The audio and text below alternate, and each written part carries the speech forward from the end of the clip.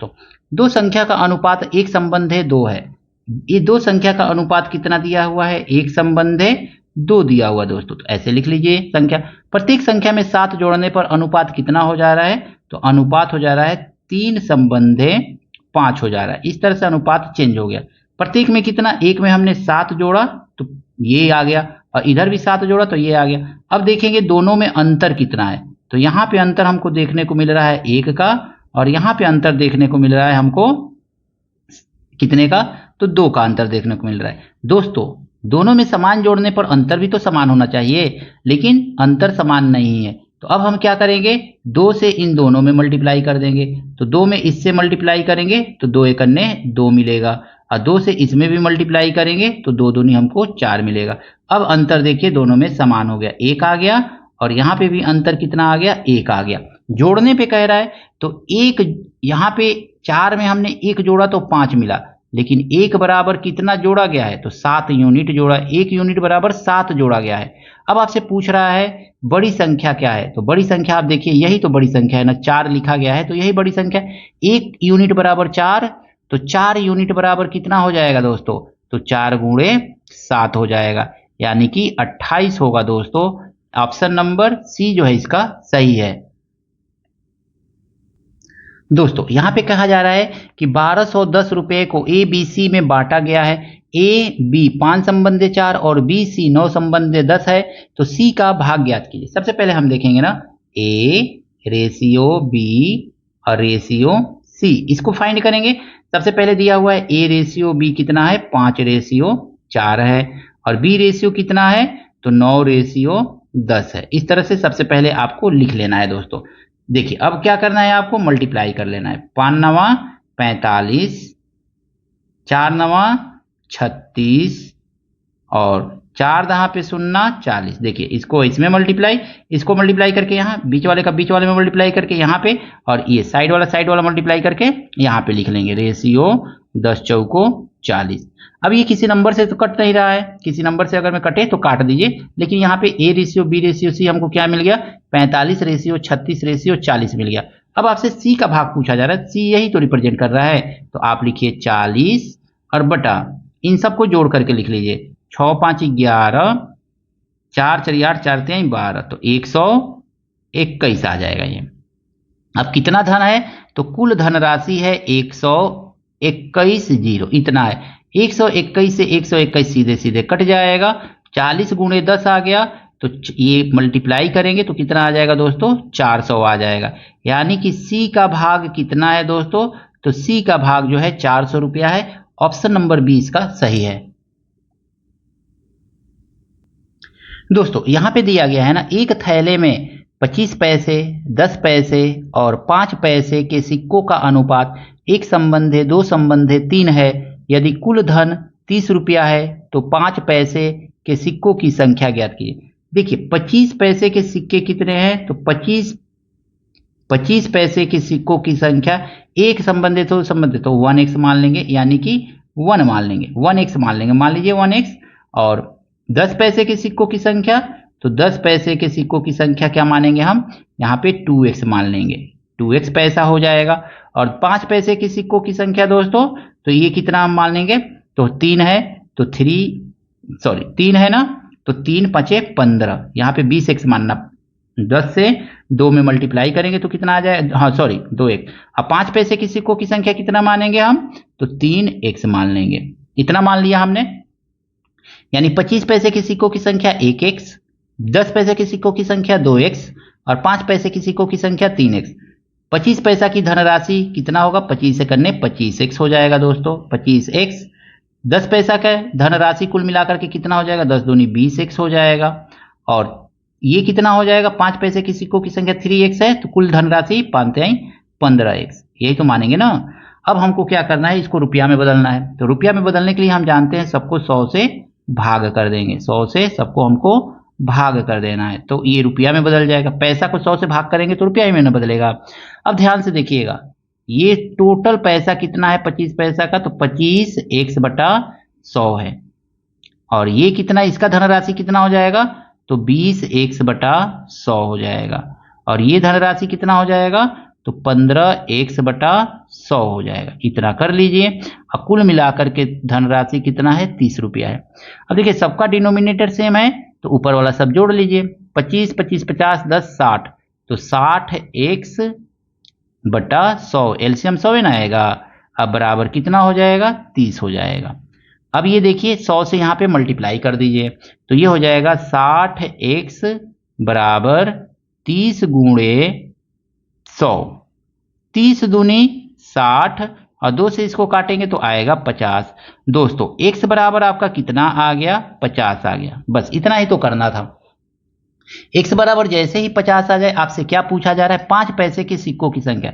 तो 5 पैसे के सिक्कों की संख्या 3x था, तो यहाँ पे लिखेंगे 5 पैसों के सिक्कों की संख्या 3x, यानी कि 3 गुणे कितना करना है, 50 करना है। तो 5 तिहाई 15, 150। 25 पैसे 5 पैसे के सिक्कों की संख्या कितना है, तो 150 है दोस्तों। क्वेश्चन दिया गया है ए बी सी की आय का अनुपात 2:3:5 है। यदि उनकी आय में क्रमशः 15%, 10%, 20% की वृद्धि हो तो उनकी आय का नया अनुपात क्या होगा। मात्र एक लाइन में इसको कैसे लगा सकते हैं दोस्तों, तो पहले का 2 है, वृद्धि कर दिया गया 15, तो 115/100 लिख लीजिए इसको, यही तो लिखेंगे ना, रेशियो। दूसरे का 3 है, कितना वृद्धि किया गया, 10, तो 110 100 में जोड़ करके लिख लीजिए, टोटल मिल जाएगा कितना हो गया, तो ये 100। फिर तीसरे का देखेंगे तो 20%, यानी 5 का 20% मतलब हो गया 120/100, तो ऐसे लिख लेंगे दोस्तों। 100 100 100 पूरा कैंसिल आउट हो जाएगा दोस्तों। अब देखेंगे किस नंबर से ये कटेगा, तो 5 से काटिए, 5 से ये कट जाएगा, 5 दूनी 10, 5 दूनी 10, 5 दूनी 10, 5 तिहाई 15, 23 दूनी 46, रेशियो 22 तिहाई 66, रेशियो 120, यही तो आएगा ना। अब देखिए क्या ये किसी कॉमन नंबर से कटेगा, 2 से कटेगा, 2 दूनी 4, 2 तिहाई 6, रेशियो 2 तिहाई 6, 2 तिहाई 6, रेशियो 2 छक्के 12, 0, 23 रेशियो 33 रेशियो 60, ये आपका आंसर आएगा। नए आय का अनुपात ए बी सी का कितना होगा, तो 23 संबंधित 33 संबंधित 60 होगा। ऑप्शन नंबर सी दोस्तों इसका सही है। दोस्तों यहां पे क्वेश्चन दिया गया है ना, यदि रुपया 782 को ए बी सी में 1/2 रेशियो 2/3 रेशियो 3/4 में अनुपात में बांटा जाए तो ए का भाग है। सबसे पहले हम देखेंगे ना दोस्तों, ए का भाग रेशियो, बी का भाग रेशियो, सी का भाग क्या क्या है, तो ये है 1/2 रेशियो, बी का भाग कितना है 2/3 रेशियो, सी का भाग कितना है दोस्तों 3/4 है, यही तो है ना। देखिए 2 3 4 सब नीचे वाले का हम एलसीएम लेंगे तो 12 आएगा, 2 3 4 का एलसीएम 12 ही तो होगा, तो 12 लिख लीजिए। तो 12 से यहाँ पे भी मल्टीप्लाई, 12 से दोस्तों यहाँ पे भी मल्टीप्लाई, तीनों में 12 से आपको गुणा कर देना है जो एलसीएम आए, ठीक है। अब इसको काट दीजिए, 2 छक्के 12, 3 चौको 12 और 4 तिहाई 12। अब देखिए इसमें कुछ कट रहा है क्या, कोई नहीं कट रहा है, तो 6 एकन्ने 6 रेशियो, 4 दूनी 8 रेशियो, 3 तिरिके 9, इतना रेशियो आ गया। अब पूछ रहा है ए का भाग कितना है, तो ए 6 को रिप्रेजेंट कर रहा है और कुल कितना है, तो 9 और 8 17, 17 6 23 होता है, ठीक है ना। तो 23 लिखिए और गुणे कुल धनराशि कितना है, तो 782 है, 782। 23 दूनी 46, 23 तिहाई कितना हो जाएगा 2 तिहाई 6 69, तो 23 तिया 69, 70 और 8 9 92 बचा, 3 चौको 12, 2 चौको 8 9, 34 बार में कट जाएगा दोस्तों। अब ये 34 बार में कटा है, 34 से 6 में गुणा कर दीजिए, यानी 6 गुणे आपका आ गया 34, तो यही ए का भाग है दोस्तों, याद रखिएगा। तो 6 चौको 24, 2 6 3 18 19 20, 204 रुपया ए का भाग कितना होगा दोस्तों, तो 204 रुपया। ऑप्शन नंबर डी दोस्तों सही है इसका। क्वेश्चन दिया गया है दो संख्याएं 3:5 के अनुपात में है। यदि प्रत्येक संख्या से 9 घटाया जाए तो नया अनुपात 12:23 हो जाता है। छोटी संख्या का मान ज्ञात कीजिए। देखिए दो संख्याएं हैं 3:5 5 के अनुपात में, दूर दूर लिख रहे हैं कि समझ में आए।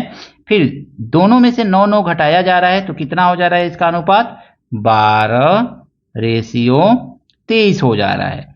अब देखिए समान घटाया गया है ना, तो समान घटाया गया है तो दोनों के बीच का अंतर भी तो सामान्य होना चाहिए ना।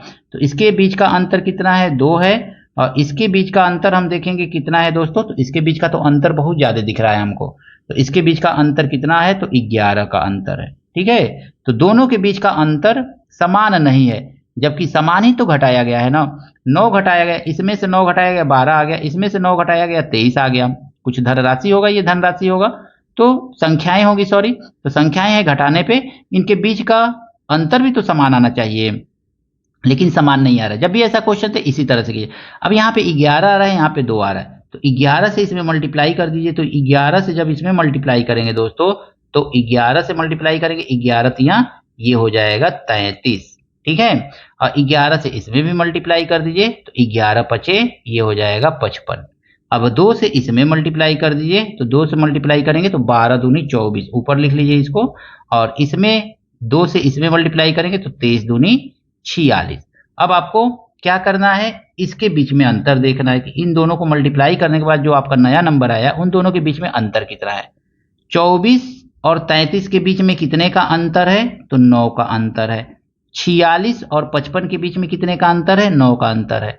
यानी 9 भाग बराबर 9 संख्या, 9 घटाया गया है ना, यहाँ पे कुछ भी आ सकता था, लेकिन 9 और 9 के बराबर आ गया, तो 9 भाग बराबर 9, तो 1 भाग बराबर कितना हो जाएगा, 1 ही तो होगा। आपसे पूछा जा रहा है दोस्तों छोटी संख्या बताइए, तो छोटी संख्या यही 33 ना है, 55 बड़ी संख्या, बाद में जो मल्टीप्लाई कर लिया है ना उसको देखा जाता है। तो छोटी संख्या 33 और बड़ी संख्या 55, आपसे छोटी संख्या पूछ रहा है, तो 1 बराबर 1, तो 33 बराबर कितना हो जाएगा दोस्तों, तो 33 बराबर आपका 33 ही आ जाएगा। तो यही आंसर है। ऑप्शन नंबर कौन सा सही है, तो ऑप्शन नंबर बी जो है इसका सही है। तो इस तरह से इन सब क्वेश्चन को आप ट्रिक के माध्यम से मात्र सेकेंडों में कर सकते हैं दोस्तों। अगर मैं वीडियो अच्छा लग रहा है दोस्तों के साथ शेयर कीजिएगा, लाइक कीजिएगा। चैनल पर दोस्तों नए हैं तो चैनल को भी आपसे हाथ जोड़ करके निवेदन है, सब्सक्राइब जरूर कीजिएगा। मिलते हैं नेक्स्ट वीडियो में नए प्रश्नों के साथ। Thank you, best of luck.